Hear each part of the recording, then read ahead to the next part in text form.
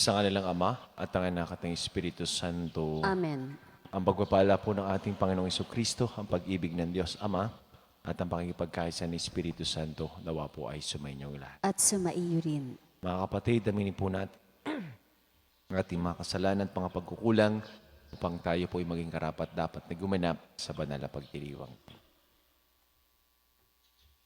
Inaamin ko Sa makapangyarihan Diyos at sa inyo mga kapatid, na lubha akong nagkasala sa isip, sa salita, sa gawa, at sa aking pagkukulang.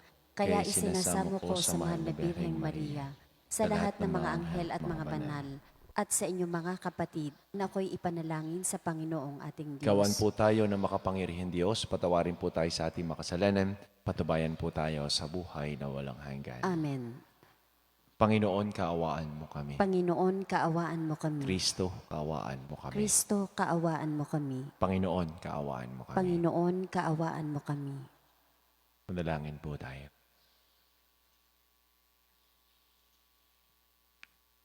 Ama naming makapangyarihan, itaguyod mong aming ginagampanan alinsunod sa iyong kalooban.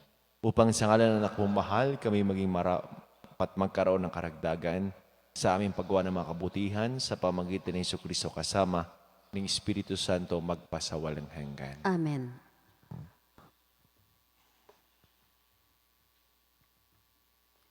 Ang simula ng ikalawang sulat ni Apostol San Pablo kay Timoteo. Mula kay Pablo, na niloob ng Diyos na maging apostol ni Kristo Jesus upang marangal tungkol sa buhay na ipinangako, kakamti natin kay Kristo Jesus. Si Timoteo, minamahal kong anak, sumaiyo nawa ang pagpapala, ang habag at ang kapayapaan mula sa Diyos Ama at kay Kristo Jesus na ating Panginoon. Nagpapasalamat ako sa Diyos na pinaglingkuran ko ng tapat tulad ng ginawa ng aking mga ninuno tuwing aalalahanin kita sa aking mga panalangin araw-gabi. Sabik na akong makita ka upang malubos ang aking kagalakan, lalo na kapag naalaala ko ang iyong pagluha. Hindi ko nakakalimutan ang tapat mong pananampalataya, katulad ng pananampalataya ng iyong Lola Loida at ni Eunice na iyong ina. Natitiyak kong taglay mo pa ngayon ang pananampalatayang iyon.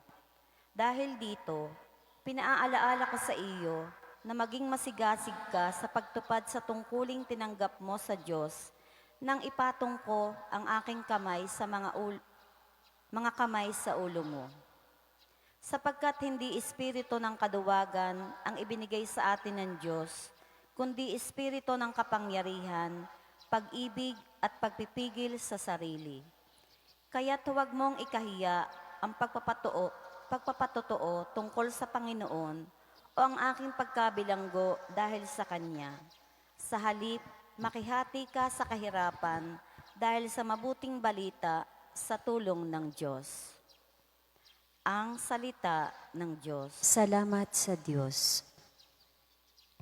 Salmong tugunan. Sa lahat ay pinahayag, gawa ng poong nagligtas. Sa lahat ay pinahayag, gawa ng poong nagligtas. Purihin ang Panginoon, awitan ng bagong awit. Panginooy papurihan nitong lahat sa daigdig.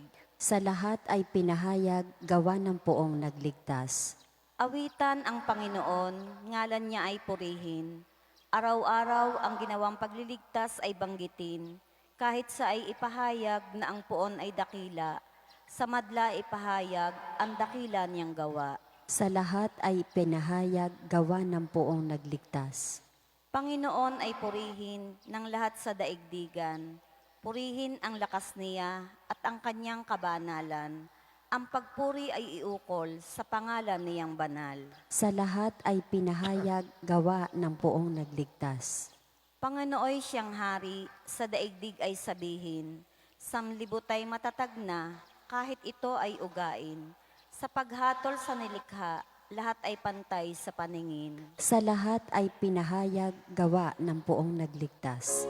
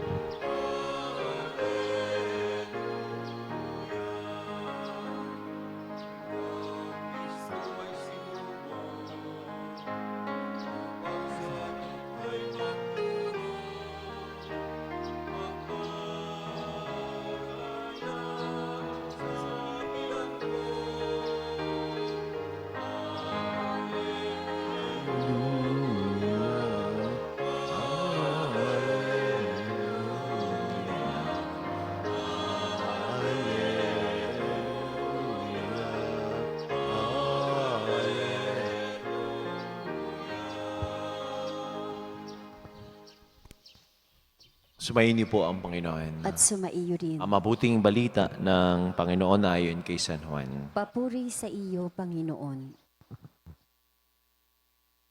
Noong panahong iyon, sinabi ni Jesus sa kanyang mga alagad, kung paanong iniibig ako ng Ama, hindi naman iniibig ko kayo. Manatili kayo sa aking pag-ibig kung tinutupad ninyo ang aking mga utos. Mananatili kayo sa aking pag-ibig tulad ko. Tinutupad ko ang mga utos ng aking Ama at ako ay nananatili sa kanyang pag-ibig. Sinabi ko sa inyo mga bagay na ito upang makahati kayo sa kagalakan ko at malubos ang inyong kagalakan. Ito ang aking utos. Magibigan kayo gaya ng pag-ibig ko sa inyo. Walang pag-ibig na hihigit pa sa pag-ibig ng isang taong nag-alay ng kanyang buhay para sa kanyang mga kaibigan. Kayo ay mga kaibigan ko kung tinutupad ninyo ang mga utos ko.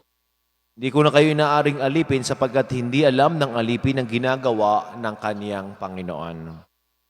Sa halip, inaari ko kayo mga kaibigan sapagkat sinabi ko sa inyong lahat ang narinig ko sa aking Ama. Hindi kayo ang pumili sa akin, ako ang pumili at tumirang sa inyo upang kayo ay humayo at mamunga. At manatili ang inyong bunga. Sa gayon, ang anumang hangin ninyo sa Ama sa aking pangalan ay pagkakaloob sa inyo.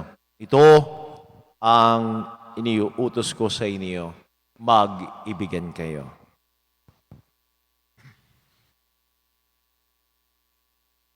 Mga kapatid, ang mabuting balita ng ating kaligtasan. Pinupuri ka namin, Panginoong Heso Kristo.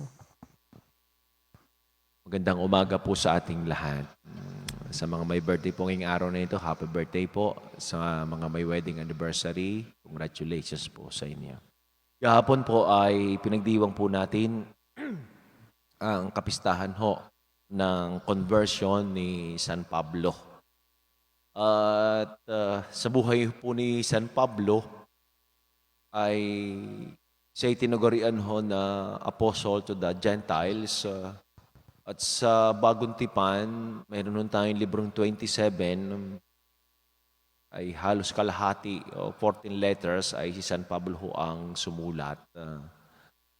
Sapagkat ito naman ho si San Pablo ay tinatawag ho naman talaga na yung kanyang conversion ay tinatawag na metanoia. At ano ho yung metanoia? Ibig sabihin ho nito ay meta means beyond, knows mind. It's go beyond the narrow mind. Kaya yung pagbabago ho ni San Pablo ay may paalaala sa atin na kumusta ba yung ating pag-iisip, kumusta ba ang pagtingin-tingin natin sa mga bagay, sa mga tao, sapagkat ito naman siya ay, kung titingnan naman ho natin, ang buhay ho niya ay nang dati ay very zealous siya sa pagpapalaganap ng salita ng Diyos. Dahil nga ho, siya ay isang nabibilang sa isang pariseyo at siya ay parte na tinatawag very radical. Kaya yung mga hindi sumusunod ay talagang inuusig at pinapatay. Bakit ko ito nabanggit? Sapagkat ito hong ating unang pagbasa, kapistahan ho ngayon ni Timoteo at Tito, ay pagpapaalala sa atin na huwag nating, sabi nga sa unang pagbasa, huwag nating ikahiya na tayo ay maging saksi ng ating Panginoon. Huwag nating ikahiya na si Jesus ay ipaliwanag, ipakilala sa ibang tao. Kaya ang tanong ko ay ikaw bilang Katoliko, sana ay saradong Katoliko talaga. Ikaw ay Katoliko, paano mo pinapahalagan ang pagiging Katoliko mo? Hinahihiya mo ba yan? Kahit ba sa maraming tao, nakukuha mo bang mag-sign of the cross, magdasal? Kahit nasa mall ba? At ikay kakain sa restaurant, nakukuha mo ba bang magdasal? O baka naman ikinakahiya mo. Hindi po. Ang sabi sa atin, huwag nating ikahiya na tayo ay maging saksi ni Jesus. Bakit minsan makakarinig ka, paka-OA naman. makakarinig ka pa ng pula. Ay, hindi naman dapat ginagawa yan. Dapat sa kanya na lamang yan. Huwag nyo na kaming idamay. Pero hindi ho. Sa unang pagbasa ay pinapaalalahanan tayo na tayo'y maging tapat at tunay na saksi. Sa atin ng Ebanghelyo na narinig, ang sabi sa aklat ni San Juan, manatili kayo sa aking pag-ibig.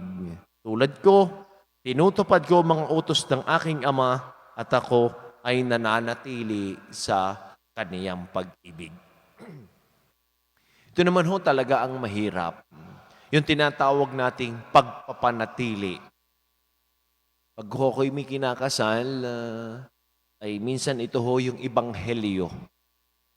At minsan pinapaalala ko yung kasabihan na it is easy to fall in love, but to stay and remain in love is another story. Tunay naman po, madali naman ho talagang umibig, madali naman ho talaga ang magmahal. Hindi lang naman ho sa opposite sex eh. Yung pag-ibig, pwedeng yan pagmamahal mo sa iyong trabaho.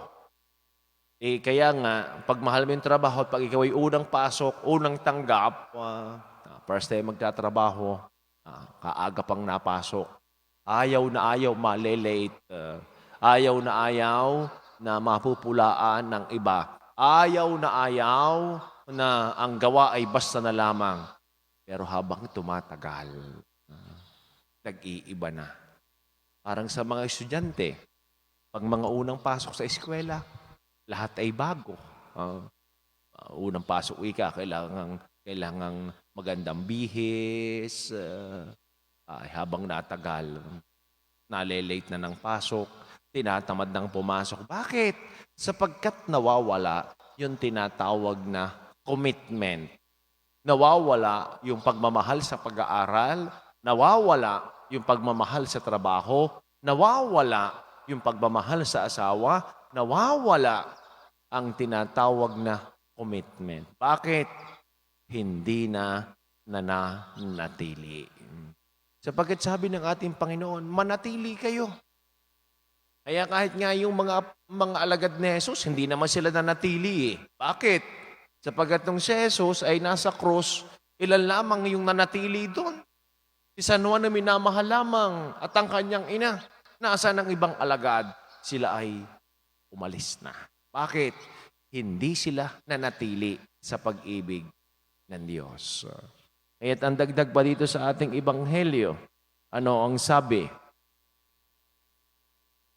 Inaari ko kayo mga kaibigan sapagkat sinasabi ko sa inyo, ang lahat ng narinig ko sa aking Ama, hindi kayong pumili sa akin, ako ang pumili at humirang sa inyo upang kayo ay humayo at mamunga. Nung tayo bininyagan, wala pa naman ho tayong kamuwang-muwang. Habang tayo nagkakaisip, habang tayo ho ay lumalago at lumalaki, sana naman ho yung pananampalataya natin ay yumayabong din. At masasabi din ho natin na tayo ay namumunga din. Bakit? Hindi ka lamang basta tao. Hindi ka lamang basta namumuhay. Kailangan din naman ikaw ay mamunga. Hindi ka lamang basta katolikot na binyagan. Kailangan ding may bunga ang idinulot ng pagbibinyag sa iyo. Kailangan din namang may bunga yung pagsali mo sa iba't ibang organisasyon dito sa simbahan. Hindi ka lamang kasapi ng isang organisasyon. Kailangan ka ring mamunga sapagkat hindi ka lamang pinili. Hindi lamang sa pangalan. Hindi ka lamang nag-join. Ano yung mai-contribute mo? Ano ang magagawa nito sa iyong sarili? Sapagkat yan ang hamon para sa atin. Hindi lamang ho tayo Katoliko, kailangan din naman ho tayong mamunga bilang isang mabuting Kristiyano.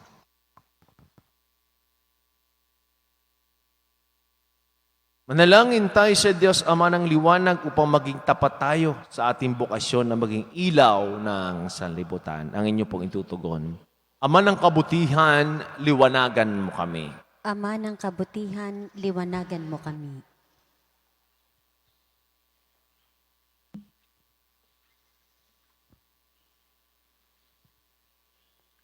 ang ating simbahan, ang bayan ng Diyos, naway maging dakilang ilaw na nagliliwanag sa kadiliman ng ating mundo. Manalangin tayo sa Panginoon. Ama ng kabutihan, liwanagan mo kami. Ang mga pinuno ng daigdig, naway magbigay ng sinag ng pag-asa sa buhay ng mga naghihikahos at nangangailangan. Manalangin tayo sa Panginoon. Ama ng kabutihan, liwanagan mo kami. Ang lahat ng mga Kristiyano, naway maging tulad ng ilawan sa tuktok ng bundok upang maging gabay ng mga taong naglalakbay dito sa lupa patungo sa Diyos. Manalangin tayo sa Panginoon. Ama ng kabutihan, liwanagan mo kami. Ang mga may sakit, mga matatanda at mga napapabayaan, naway hindi mawala ng pag-asa sa pamamagitan ng liwanag na ipinakikita ng mga nag-aaruga sa kanila. Manalangin tayo sa Panginoon. Ama ng kabutihan, liwanagan mo kami. Ang ating mga mahal na yumao, naway tanglawa ng walang hanggang liwanag. Manalangin tayo sa Panginoon. Ama ng kabutihan, liwanagan mo kami.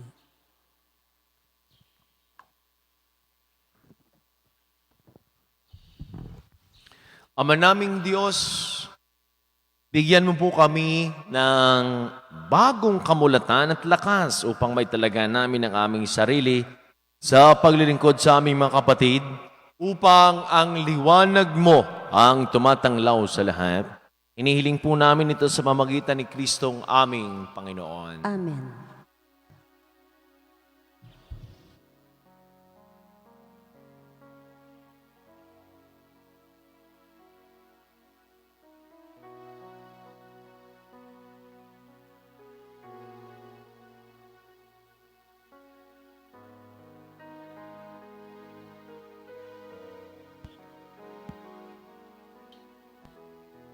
Kapuro mo yung lahat. Mula sa lupa ng pagawang tao. Lahat ng bibig. Kapuri-puri ang buong may kapal, ngayon at kailanman.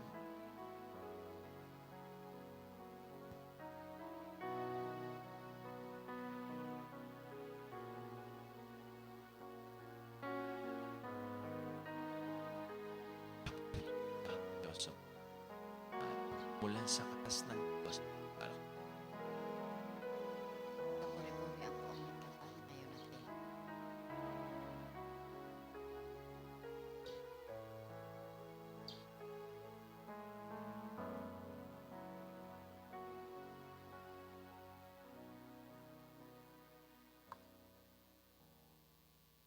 Manalangin po kayo mga kapatid upang ating paghain ni kalugdan ng Diyos abang makapangyarihan. Tanggapin nawa ng Panginoon itong paghahain sa iyong mga kamay, sa kapurihan niya at karangalan sa ating kapakinabangan at sa buong sambayanan niyang banal.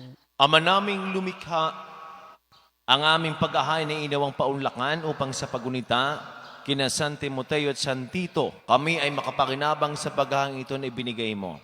Sa pagpapatawad ng mga kasalanan ng buong mundo, sa pamamagitan ni Jesucristo kasama ng Espiritu Santo, magpasawalang hanggan. Amen. Sumaini po ang Panginoon. At sumainyo rin. Itas po sa Diyos ang inyong mga puso at diwa. Itinaas na namin sa Panginoon. Pasalamatan po natin ang ating Panginoon Diyos. Marapat na siya ay pasalamatan. Ama naming makapangyarihan, tunay ang marapat na ikaw ay aming pasalamatan sa pamamagitan ni Jesucristo na aming Panginoon. Ngayong sina San Timoteo at San Tito ay pinararangalan sa pamumuhay niyang totoong uliran at pagiging maasahan sa panunungkulan. Kaya si Jesucristo na maasahan sa katapatan ay inihahayag sa pangasiwa sambayanan. Ang malasakit ng mga ulirang tagapangasiwa noon ay nagpapatuloy magpahanggang ngayon sa mga panalangin kanilang iniuukol, kaysa ng sambayanan mong dito'y nagtitipon. Kaya, kaysa ng mga anghel na nagsisiawit ng papuri sa iyo na walang umpay sa kalangitan, kami po ay nagbubunyi sa iyong kadakilaan. Santo, Santo, Santo Panginoong Diyos ng mga hukbo, napupuno ang langit at lupa ng kadakilaan mo. O sana sa kaitaasan, pinagpala ang naparito sa ngalan ng Panginoon. O sana sa kaitaasan. Ama naming banal, ikaw po ang bukal ng tanang kabanalan. Kaya't sa pamagitan ng iyong Espiritu, gayon pong banal ang mga kaloob na ito upang para sa amin ay maging katawan at dugo ng aming Panginoong Jesucristo. Bago niya, pinagtiis ang kusang loob na maging handog, hinawakan niyang tinapay, pinasalamatan kaniya, naghati-hati niya iyon, iniabot sa kanyang mga alagad at sinabi, tanggapin ninyong lahat ito at kanin itong aking katawan na ihahandog para sa inyo.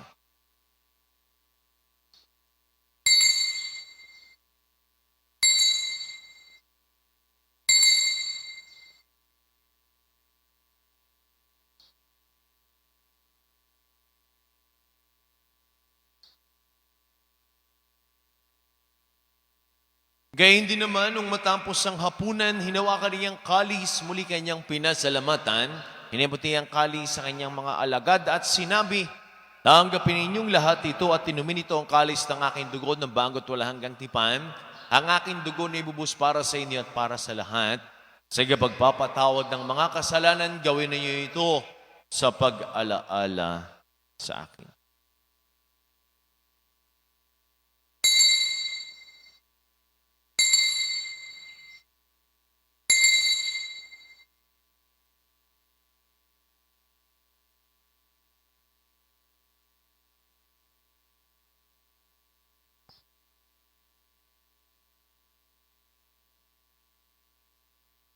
Ang misteryo ng ating pananampalataya. Si Kristo'y namatay, si Kristo'y nabuhay, si Kristo'y babalik sa wakas ng panahon. Ama, kinagawa po namin ngayon ang pag-alaala sa pagkamatay at muling pagkabuhay ng iyong anak. Kaya't nialay po namin sa iyong tinapay na nagbibigay buhay at ang kalis na nagkakaloob ng kaligtasan.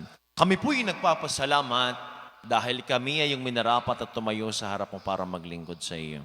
Sinasamo po namin kami magkakasalo-salo sa katawan at tugon ni Kristo ay mabuklod sa pagkakaisa sa pamagitan ng Espiritu Santo. Ama, lingapin po yung simbahang laganap sa buong daigdig. Puspusin mo kami sa iyong pag-ibig ay San Francisco na aming Santo Papa at ni Gilbert naming Arsobispot ng lahat ng mga kaparian.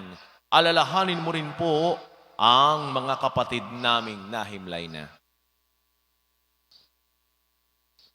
Nang may pag-asang sila'y muling mabubuhay, gayon din ang lahat ng mga pumanaw, kaawaan mo po sila patuloyin sa iyong kaliwanagan. Awa mo po't pangindapatin kaming lahat na makasalo sa iyong buhay na walang wakas. Kaysa ng mahal na Berheng Maria, ina ng Diyos ni pong San Jose, ang kalisisang esposo ng mahal na Berheng Maria, na ating ding patron, kaysa ng lahat ng mga apostol, San Timoteo at Tito at ng lahat ng mga banal, na namuhay sa daigdig ng kalugod-lugod sa iyo. May pagdiwang nawa po namin ang pagpupuri sa kararangal mo sa pamagitan ng iyong anak na aming Panginoong Hesu Kristo.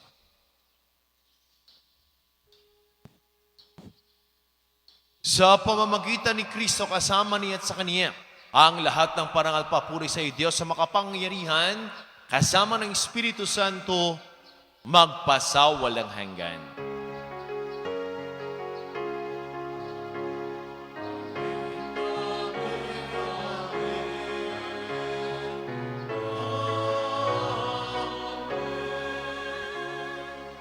Sama-sama po nating awitin ng may kababaan ng loob at lakas ng loob ang panalangin tinuro sa atin ng ating Panginoong Jesucristo. Ama namin, sumasalangit ka, sambahin ang ngalan mo, mapasa amin ang kaharian mo, sundin ang loob mo dito sa lupa para nang sa langit. Bigyan mo kami ngayon ang aming kakanin sa araw-araw at patawarin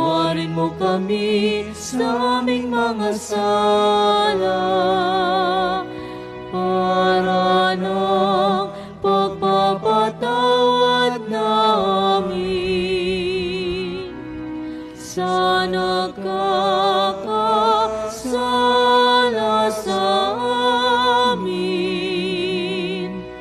At huwag mo kaming ipahintulot sa tukso at iadya mo kami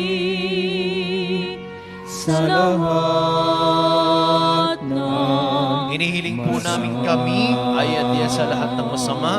Pagkalooban po ng kapayapaan araw-araw, iligtas sa kasalanan at ilayo sa lahat ng kapahamakan. Samantalang aming pinananabikan ng dakilang araw ng pagpapahayag ng tagapagligtas naming si Heso Kristo. Sapagkat iyo ang kaharian at ang kapangyarihan at ang kapurihan magpakailanman. Amen. Panginoong Kristo, sinabi mo sa iyong mga apostol, kapayapaan ang iniiwan ko sa inyo.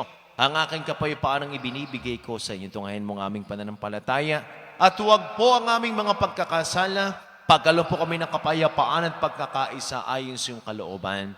Kasama ng Espiritu Santo magpasawalang hanggan. Amen. Kapayapaan po ng Panginoon ay lagi nang sumainyo. At sumairin. Mga kapatid, magbigyan po kayo ng kapayapaan sa bawat isa. Peace be with you po.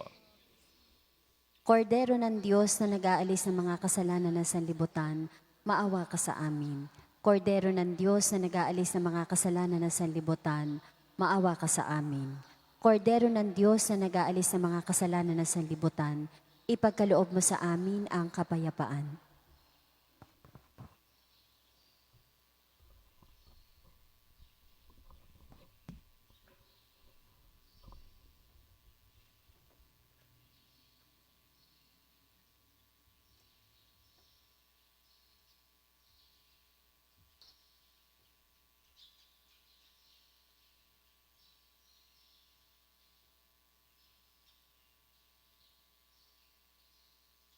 Kung minamahal ko mga kapatid, ito po ang kordero ng Diyos, sinagali sa mga kasalanan sa libutan.